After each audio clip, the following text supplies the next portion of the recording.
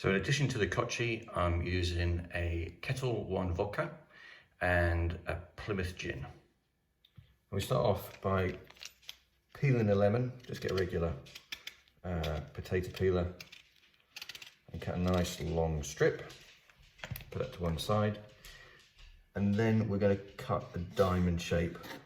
And this will make it easier to give the that twist of lemon. Okay, so get a cocktail shaker, fill it full of ice. Make sure that your cocktail glass is cold as well. You can either do that by putting them in the freezer for 15-20 minutes, or if you don't want to do that, then put a load of ice cubes in the actual glass itself, and then that'll get that cold. And then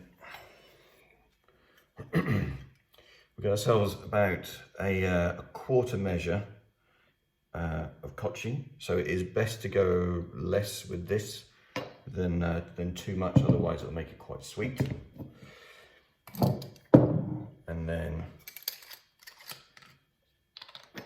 2 measures of vodka.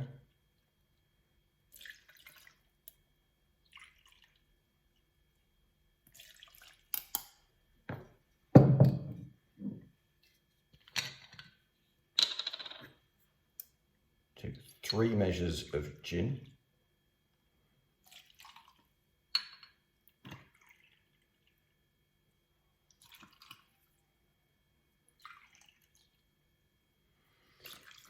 Now,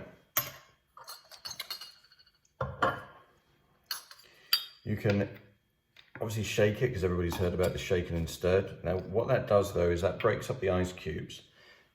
So it actually dilutes the martini a little bit. And if you don't have a cocktail shaker, you can always just stir it, and actually you get quite a stronger type of martini if it is stirred.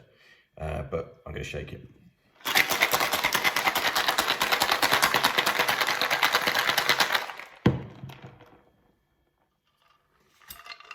I've got 2 martini glasses.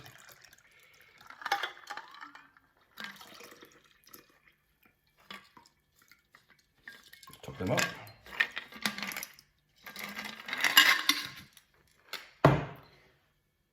And then give this a little twist like that. You get a couple of little, the juices pops out of it.